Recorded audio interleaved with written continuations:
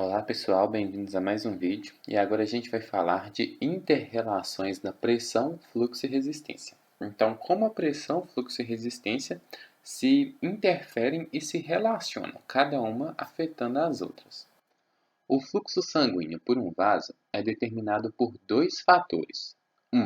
A diferença de pressão sanguínea entre as duas extremidades do vaso, também por vezes referida como gradiente de pressão ao longo do vaso, que é a força que impulsiona o sangue pelo vaso, e 2. O impedimento ao fluxo sanguíneo pelo vaso, ou resistência vascular. A figura 14.3 mostra essas relações em um segmento de vaso sanguíneo localizado em qualquer parte do sistema circulatório.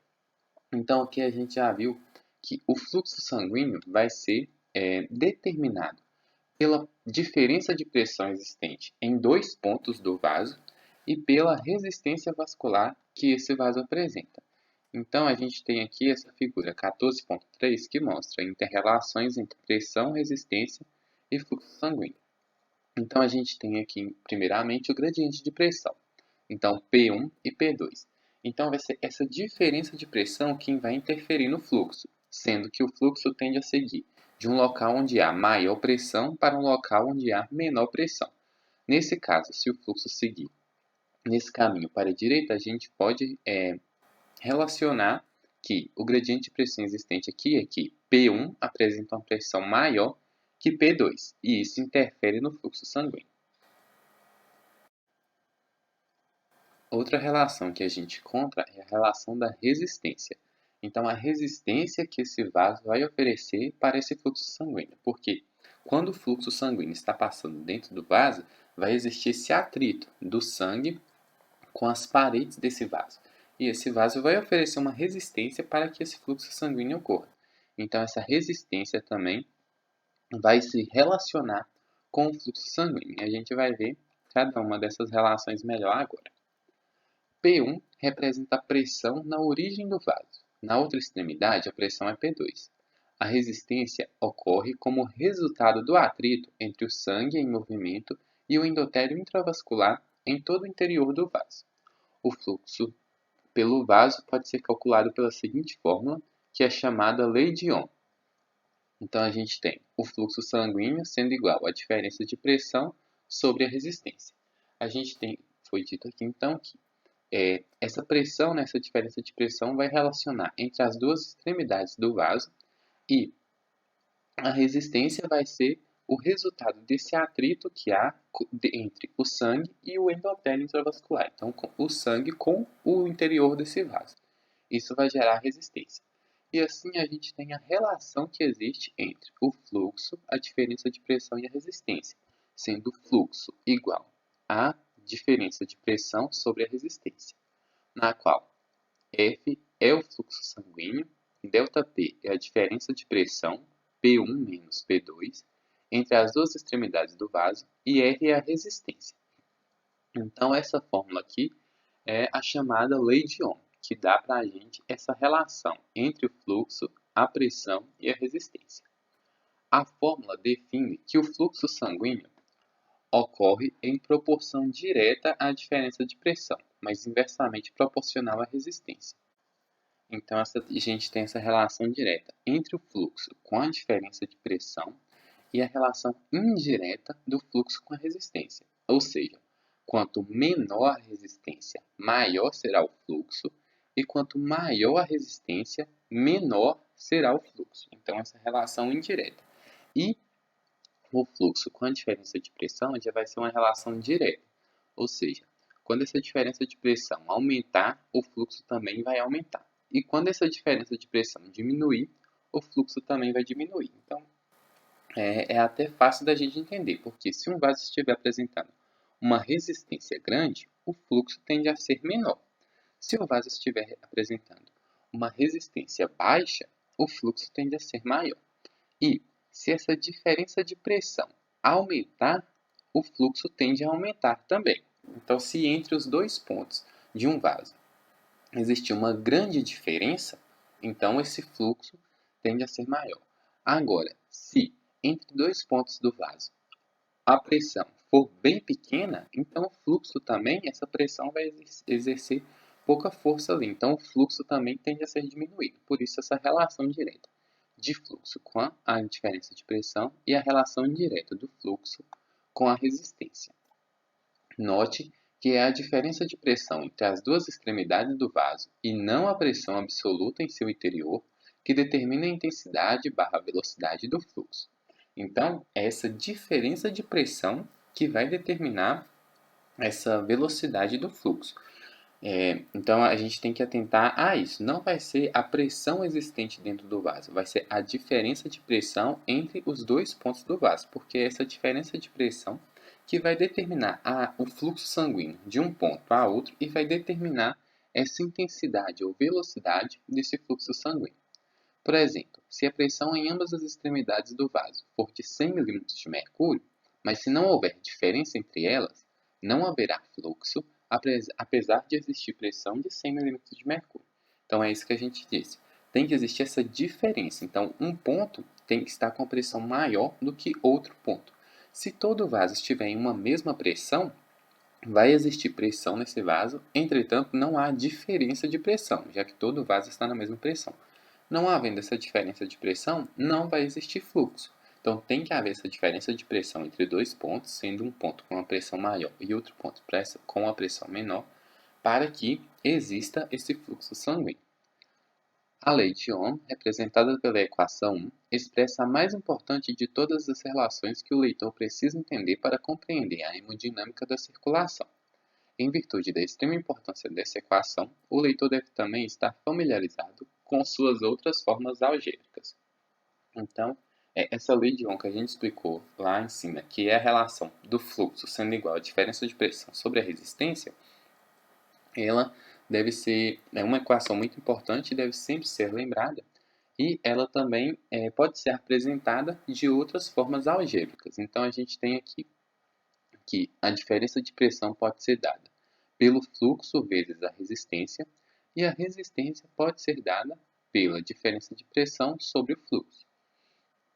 Então, são outras formas algébricas de escrever essa lei de Ohm, e todas elas a gente tem que estar bem familiarizado para entender essa relação existente entre o fluxo, entre a diferença de pressão e entre a resistência, e como cada um influencia no outro.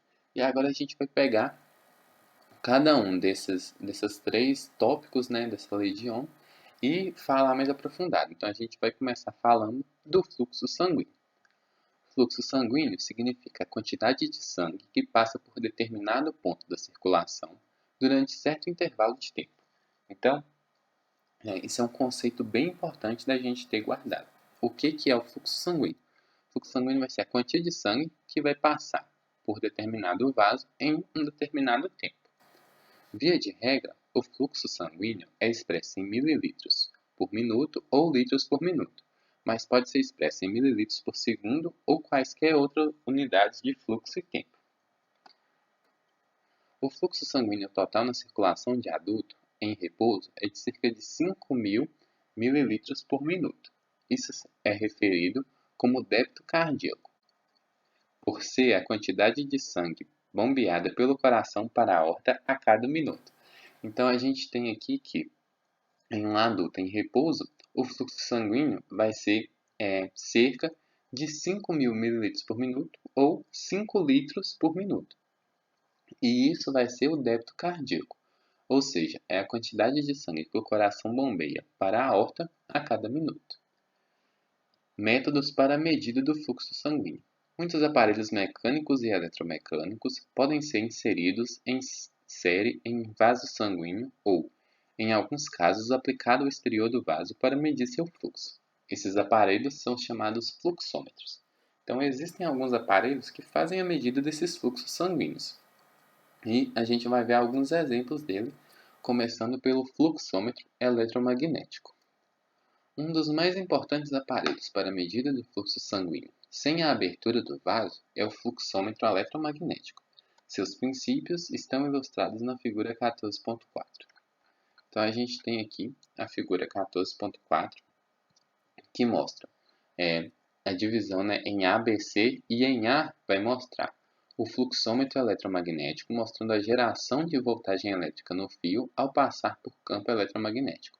Então, a gente tem aqui dois ímãs, né, com o polo norte e polo sul, e o fluxômetro eletromagnético mostrando aqui a geração dessa voltagem elétrica, uma vez que o fio está passando por esse campo eletromagnético. Então, se o fio passar por esse campo eletromagnético, vai ocorrer a leitura por esse fluxômetro eletromagnético.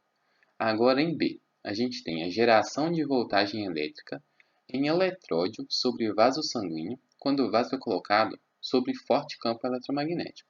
Então, a gente tem aqui os eletródios, né, conectados a um vaso sanguíneo, e esse vaso sanguíneo é colocado sobre um campo elétrico e ocorre também a leitura no fluxômetro eletromagnético. E aqui, a figura C, a gente tem moderna sonda fluxométrica eletromagnética para implantação crônica ao redor dos vasos sanguíneos. Então, em A e B, a gente tem as representações, né, em A do fluxômetro eletromagnético, em B do fluxômetro eletromagnético com o vaso sanguíneo, e em C da sonda, né, fluxômetro eletromagnética na vida real. Então, qual é a aparência dela realmente? Então, agora a gente vai entender melhor esse fluxômetro eletromagnético. Então, a figura 14.4a demonstra a geração de força eletromotiva, voltagem elétrica, em um fio que é movido rapidamente na direção transversa ao longo do campo magnético. Então, aquele fio está movendo na direção transversa, e esse movimento na direção transversa passando ao longo desse campo eletromagnético está gerando aquela voltagem elétrica que é lida pelo fluxômetro eletromagnético. Esse é o conhecido princípio para a produção de eletricidade por gerador elétrico. Então, o gerador elétrico utiliza esse princípio de passar, né, o fio no campo magnético, e, através disso, é gerada uma voltagem elétrica. A figura 14.4b mostra o mesmo princípio, aplicado à geração de força eletromotiva no sangue que se move por campo eletromagnético. Nesse caso, o vaso sanguíneo é colocado entre os polos de um forte ímã e eletrodos são posicionados nos dois lados do vaso, perpendiculares às linhas de força magnética. Quando o sangue flui pelo vaso, é gerada voltagem elétrica proporcional à intensidade/velocidade do fluxo sanguíneo entre os dois eletrodos, registrada por voltímetro apropriado ou aparelho eletrônico de registro. Então, a figura 14.4b utiliza da geração dessa corrente elétrica, né, desse gerador elétrico, para a mensuração do fluxo sanguíneo. Então, são colocados ali o vaso entre os ímãs, e no vaso são colocados os dois eletródios. Uma vez que o sangue está percorrendo por dentro desse vaso, esse sangue, ao fluir pelo vaso, vai gerar essa voltagem elétrica. E essa voltagem elétrica vai ser proporcional à intensidade ou velocidade desse fluxo sanguíneo. Ou seja, se a velocidade e a intensidade do fluxo sanguíneo for muito alta, a voltagem elétrica também registrada vai ser alta. Se a velocidade do fluxo sanguíneo ou a intensidade do fluxo sanguíneo for baixa, a voltagem elétrica gerada vai ser baixa também. E essa voltagem elétrica gerada vai ser registrada por um voltímetro, e assim a gente pode ter a mensuração desse fluxo sanguíneo, de como está sendo. A figura 14.4c mostra uma sonda verdadeira que é posicionada em um vaso calibroso para registrar o seu fluxo sanguíneo. A sonda contém o forte ímã e os eletródes. Então, aquela figura 14.4c é essa sonda verdadeira. Então, na vida real, qual é a aparência dessa sonda que faz esse registro do fluxo sanguíneo? Vantagem especial do fluxômetro eletromagnético é sua capacidade de registrar as variações de fluxo em menos de 1/100 de segundo, permitindo o registro preciso de variações pulsantes do fluxo, bem como o fluxo estável. Então, uma vantagem desse fluxômetro eletromagnético é sua perspicácia, né, para registrar esse fluxo sanguíneo. Então, registrando as variações de 1/100 de segundo. E também permitindo o registro caso esteja ocorrendo um fluxo estável, né, nesse sangue. Então, uma vez visto o fluxômetro eletromagnético, agora a gente vai ver o fluxômetro Doppler ultrassônico. Outro tipo de fluxômetro que pode ser posicionado no exterior do vaso e que apresenta muitas das vantagens do fluxômetro eletromagnético é o fluxômetro do Doppler ultrassônico mostrado na figura 14.15. Então, a gente tem aqui do lado o fluxômetro Doppler ultrassônico e a gente pode ver aqui a existência, né, de um cristal, da onda transmitida e da onda refletida, que a gente vai entender como funciona esse fluxômetro Doppler ultrassônico. Então, a gente já viu como funciona o fluxômetro eletromagnético, né, que é um método para registrar esse fluxo sanguíneo, e existem outros que agora a gente está vendo o fluxômetro Doppler ultrassônico, que é um outro método também para poder ter a mensuração desse fluxo sanguíneo, e a gente vai entender como ele funciona. Um diminuto cristal piezoelétrico é montado em uma extremidade na parede do aparelho. Esse cristal, quando energizado por aparelho eletrônico apropriado, transmite sinais ultrassônicos na frequência de muitas centenas de milhares de ciclos por segundo no sentido do fluxo sanguíneo. Então a gente tem aqui, são colocadas, né, as placas do fluxômetro Doppler ultrassônico, e esse cristal existente, ele vai ser um cristal piezoelétrico que, quando ele for energizado, então a gente está vendo aqui os fiozinhos ligando nesse cristal, ele vai emitir ondas. Então a gente está vendo aqui essa onda transmitida. Então ele vai emitir essas ondas com centenas de milhares de ciclos por segundo, e essa onda vai seguir no sentido do fluxo sanguíneo. Nesse caso, o fluxo sanguíneo aqui está indo da esquerda para a direita, conforme as setas indicam. Parte do som é refletida pelos eletrócitos no sangue em movimento. As ondas ultrassônicas refletidas retornam dos eletrócitos para os cristais. Essas ondas refletidas têm frequência mais baixa que as ondas transmitidas, porque os eletrócitos estão se afastando do cristal transmissor. Esse é o efeito Doppler. Então, esse cristal vai emitir uma onda, a gente vê que a onda transmitida, essa onda vai bater em um eritrócito, então vai bater ali em uma hemácia presente no sangue, e ao bater nessa hemácia, como essa hemácia está se afastando, vai haver essa onda refletida. Então ela vai bater nessa hemácia e vai retornar através dessa onda refletida.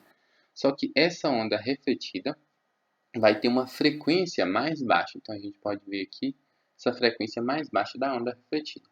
E essa onda refletida, que possui frequência mais baixa, vai retornar ao cristal. E esse vai ser o efeito Doppler, por isso o fluxômetro Doppler ultrassônico, porque a onda transmitida vai ter uma frequência maior que a onda refletida, porque a onda refletida, como o eletrócito está se afastando, essa onda refletida vai ter uma frequência mais baixa. Então, esse efeito Doppler é o mesmo efeito percebido quando uma ambulância se aproxima e passa tocando sua sirene. Uma vez que a sirene passa e se afasta, seu som se torna subitamente muito mais grave que o ouvido enquanto a ambulância se aproximar. Então esse é o efeito Doppler. A gente tem aqui dado o exemplo da ambulância.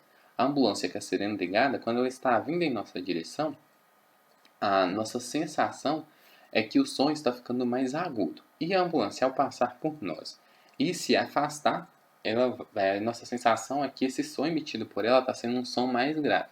E esse é o efeito Doppler, e é o mesmo efeito utilizado para a leitura do fluxômetro Doppler ultrassônico. Então, a onda transmitida possui uma frequência maior, e a refletida, como o eritrócito ou a hemácia está se afastando, né, já que ela está seguindo o caminho do fluxo sanguíneo, está se afastando, a onda refletida vai ter uma frequência mais baixa. No fluxômetro mostrado na figura 14.5, a onda ultrassônica de alta frequência é interrompida de modo intermitente, e a onda refletida é captada de volta pelo cristal e amplificada muitas vezes pelo aparelho eletrônico. Outra parte do aparelho determina a diferença de frequência entre a onda transmitida e a refletida, determinando assim a velocidade do fluxo sanguíneo. Contando que o diâmetro do vaso não mude, as alterações no fluxo sanguíneo no vaso são relacionadas às alterações na velocidade do fluxo. Da mesma forma que o fluxômetro eletromagnético, o fluxômetro de Doppler ultrassônico é capaz de registrar as rápidas variações pulsáteis do pulso, bem como o fluxo estável. Então, vai existir esse aparelho que vai calcular, através da frequência da onda emitida e da frequência mais baixa da onda refletida, vai conseguir calcular essa velocidade do fluxo sanguíneo. E uma vez que a gente considera que o diâmetro desse vaso não mudar, as alterações no fluxo sanguíneo do vaso vai estar relacionado às alterações na velocidade do fluxo. Então, um fluxo mais veloz vai ser um fluxo sanguíneo mais rápido e um fluxo mais lento vai ser um fluxo sanguíneo também que vai ser menor. Então, assim, a gente tem essa leitura através do fluxômetro Doppler ultrassônico. E aqui a gente encerra mais um vídeo. Espero que vocês tenham gostado. Qualquer crítica, sugestão, comentário ou opinião pode ser feito lá no nosso Instagram ou aqui na parte dos comentários. Se inscreva no canal, deixe seu like, siga a gente no Instagram. No mais, muito obrigado por ter assistido esse vídeo e até o próximo vídeo.